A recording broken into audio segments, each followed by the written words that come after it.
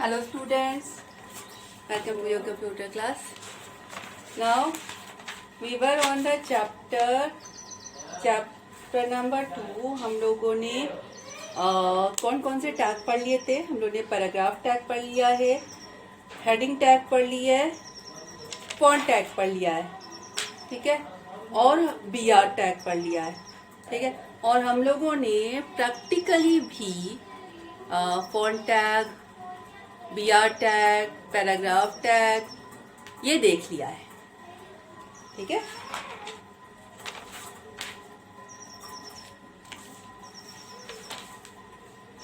ठीक है, now the next tag is the bold, italic, underline, marquee, style. Okay, starting.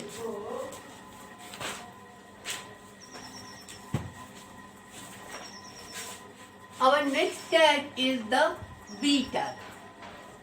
B tag is for the bold one.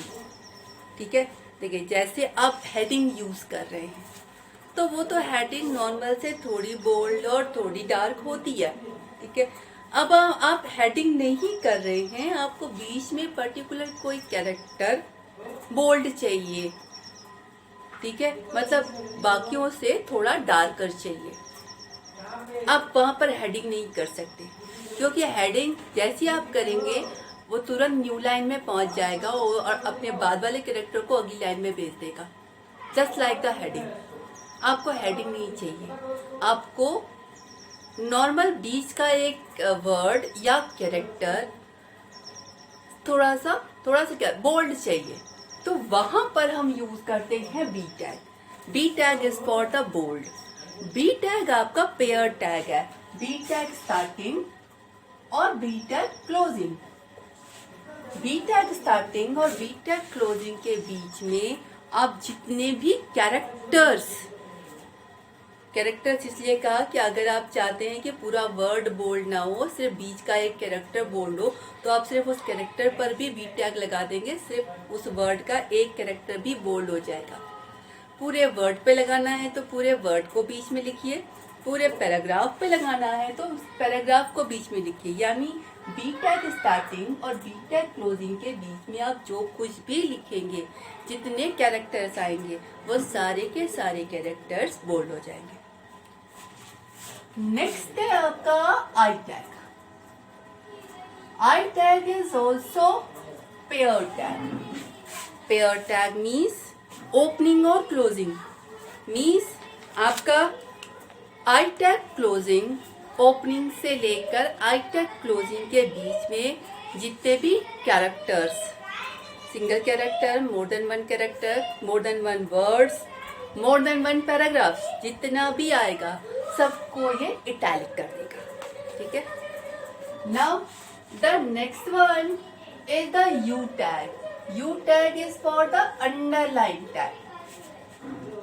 Underline, आप किसी particular word को, character को, paragraph को, line को underline करना चाहते हैं तो स्टार्टिंग और क्लोजिंग के बीच में वो चीज डाल दीजिए। वो एक कैरेक्टर हो सकता है, पूरा वर्ड हो सकता है, पूरी लाइन हो सकती है, पूरा पैराग्राफ हो सकता है। स्टार्टिंग और क्लोजिंग के बीच में आना चाहिए। ये बीच में जितनी भी चीजें आएंगी सबको ये अंडरलाइन कर देगा।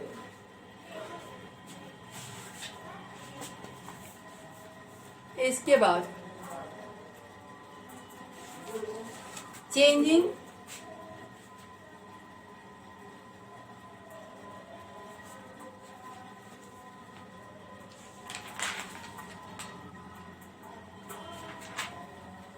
चलिए एक एग्जाम्पल ले लेते हैं फिर आगे बढ़ते हैं। जैसे इन्हीं का एग्जाम्पल है, welcome to India, this is my country. Screen पर आपको कुछ ये चाहिए, वेलकम टू इंडिया बोल्डर में चाहिए, वेलकम टू इंडिया बोल्डर में चाहिए, और दिस इज माई ये इटैलिक में चाहिए,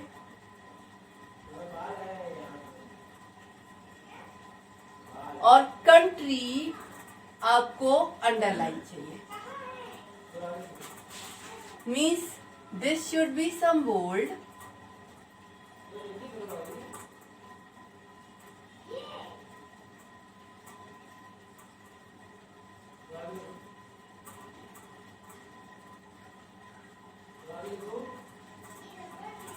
this is the italic and this is the underline.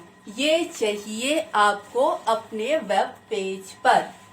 क्या लिखेंगे और कैसे लिखेंगे और कहाँ लिखेंगे, ठीक है।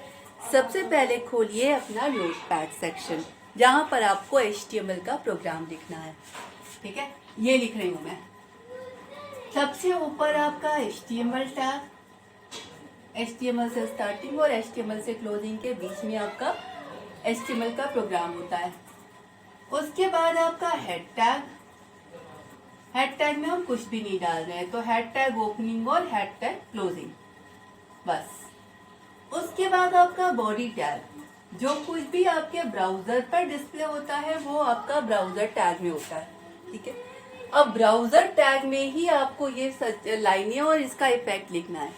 हमें क्या चाहिए, वेलकम टू इंडिया बोल्ड में चाहिए, तो बी टैग स्टार्ट किया, उसके बाद वेलकम टू इंडिया लिखा, टू इंडिया लिखा,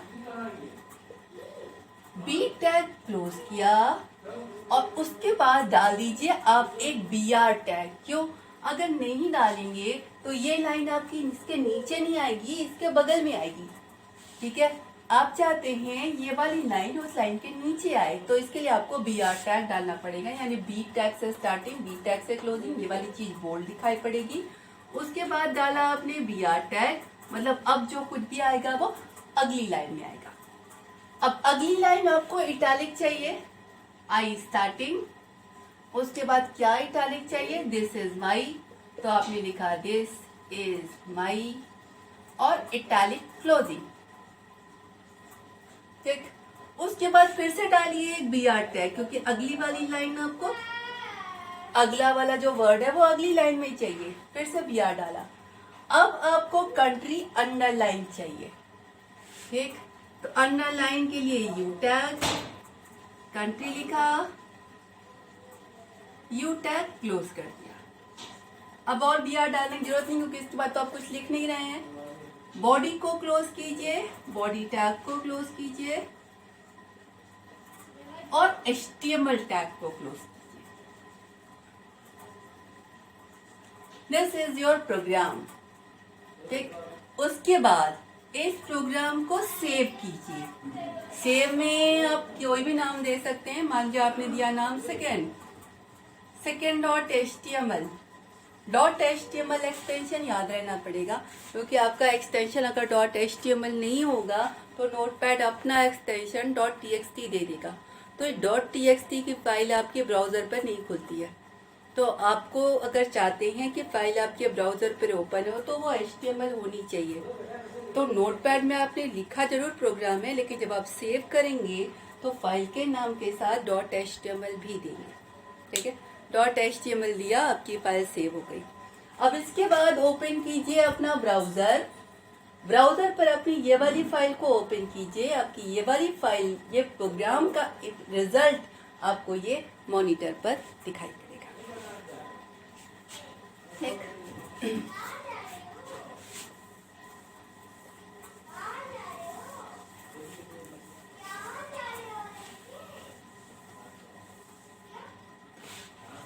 इसके बाद changing the font colour, font का कलर आप फॉन्ट टैग से करते हैं, ठीक है। फॉन्ट का कलर चेंज करने के लिए फॉन्ट टैग में कलर एट्रीब्यूट में जो भी कलर आप सेट करेंगे वो कलर आपकी फॉन्ट ओपनिंग और फॉन्ट क्लोजिंग के बीच में जो कैरेक्टर है उस पर अप्लाई हो जाएगा। Font is a pair tag, ठीक है, फॉन्ट ओपनिंग और फॉन्ट क्लोजिंग। इसके मैंने एट्रीब्यूट आपको बताई थे। एक एट्रीब्यूट था इसका नेम, फॉन्ट नेम।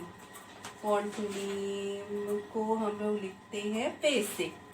इसका पहला एट्रीब्यूट फेस, दूसरा एट्रीब्यूट साइज और तीसरा एट्रीब्यूट कलर। ठीक है, फॉन्ट टैग के फेस एट्रीब्यूट से आप फॉन्ट का नाम चेंज करते हैं। यानी आपने फॉन्ट टैग स्टार्ट किया, उसके फेस एट्रीब्यूट में जिस भी फॉन्ट का नाम दिया, बीच में जो भी कैरेक्टर आपने लिखे हैं वो कैरेक्टर उस पर्टिकुलर फॉन्ट स्टाइल के दिखाई पड़ेंगे। साइज दिया तो बीच में जो भी कैरेक्टर आपने लिखे हैं वो फॉन्ट उस साइज के आपको दिखाई पड़ेंगे। और कलर में आपने जो कलर दिया, ठीक है, नॉर्मल आप रेड, ग्रीन, ब्लू, येलो कोई भी, देखिए एक तो ये आपका कलर का नंबर लेता है। अगर आपको कलर का नंबर पता है तो आप कलर का नंबर अप्लाई कीजिए, दीजिए उसे, वो उस पर्टिकुलर नंबर के कलर का कलर कर देगा। और अगर कलर का नंबर आपको नहीं पता तो कलर नेम भी आप यूज कर सकते हैं, red, green, blue, yellow, normal colours आपने दिए, सीधे सीधे ऐसे ही दिया, ठीक है, तो वो पर्टिकुलर फॉन्ट इन दोनों के बीच का ये वो उस कलर का हो जाएगा।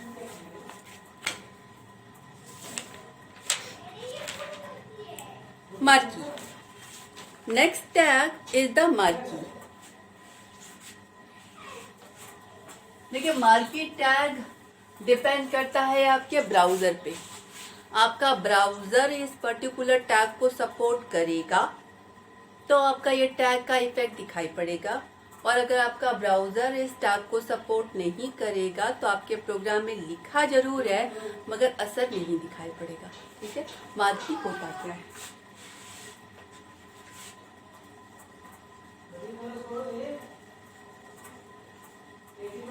Marquee tag, marquee tag is also pair tag, marquee opening और मार्की क्लोजिंग के बीच में जो कुछ भी आपने लिखा है, मान लीजिए हम चाहते हैं कि ये हमारा जो ब्राउजर है इस पर वेलकम यहाँ से लिखना शुरू हो और वो यहाँ से होता हुआ यहाँ तक जाए, उसके बाद फिर यहाँ से होता हुआ फिर यहाँ तक जाए, फिर यहाँ से मतलब मूविंग वर्ड्स दिखाई पड़े। ठीक है, जो भी वर्ड्स लिखा हुआ है वो मूव करता हुआ दिखाई पड़े, तो वो मूविंग इफेक्ट आप इस मार्की टैग से डालते हैं। मार्की टैग स्टार्ट किया, बीच में आपने वो वर्ड्स लिखा जिसको आप मूव कराना चाहते हैं। जैसे मान लीजिए इसी वेलकम को मूव कराना चाहते हैं तो आपने मार्की ओपनिंग की, बीच में वेलकम लिखा, मार्की क्लोज किया। ठीक है, मार्की के ऑप्शंस भी होते हैं कि आपका लेफ्ट टू राइट मूव करेगा या टॉप टू बॉटम मूव करेगा, इस तरीके का। लेकिन वो आपका अगर ब्राउजर सपोर्ट कर रहा है तब तो आपको दिखाई पड़ेगा, और अगर आपका ब्राउजर उसे सपोर्ट नहीं कर रहा है तो आपको उसका इफेक्ट दिखाई नहीं पड़ेगा। ठीक, हमने माना कि हमारा ब्राउजर सपोर्ट कर रहा है, हम करके देखेंगे, सपोर्ट करेगा तो आपको इफेक्ट दिख ही जाएगा। I have two browsers, Firefox and Chrome, both. मैं दोनों पे ट्राई मारूंगी, अगर दोनों में से किसी एक ने भी सपोर्ट किया तो आपको मैं इसका इफेक्ट रन करा के दिखा दूंगी, और अगर दोनों ने ही सपोर्ट किया, वैसे ये उस पे इंटरनेट एक्सप्लोरर पे तो सपोर्ट करता है जहाँ तक मुझे याद है। ठीक है, जिस ब्राउजर पे सपोर्ट करेगा, किसी भी ब्राउजर पे अगर इसने सपोर्ट किया तो मैं आपको करके दिखा दूंगी। ठीक, होता क्या है, मार्की के अंदर आपने वर्ड्स लिखे, ब्राउजर पे ओपन किया, वो वर्ड या वो लाइनें आपको एक जगह से दूसरी जगह, एक डायरेक्शन से दूसरी डायरेक्शन, एक एंड से दूसरे एंड मूव करती हुई दिखाई पड़ेगी। That is the marquee effect. ठीक है, स्ट्राइक आउट द टेक्स्ट।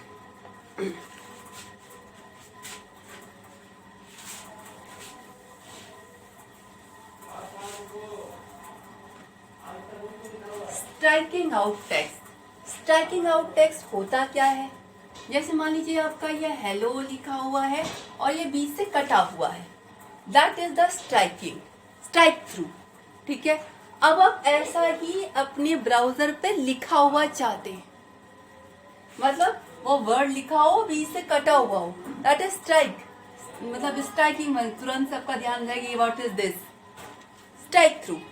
ठीक है, तो ऐसा ही आपको ब्राउजर पे डिस्प्ले कराना चाहते हैं तो आपका जो टैग है that is the strike tag. Strike is also pair tag, strike opening और strike closing.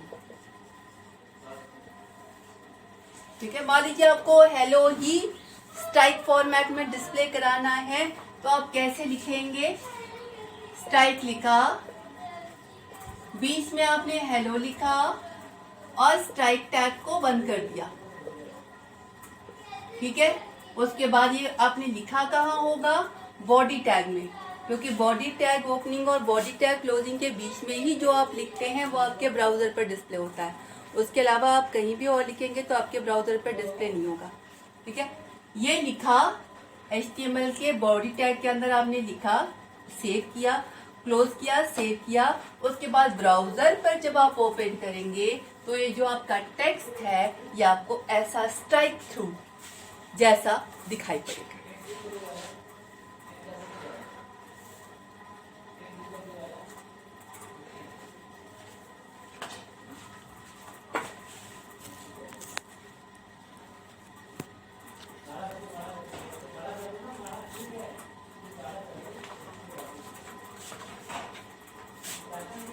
Make it sufficient one. We will take the remaining thing in the next class. Okay? Okay. Thank you.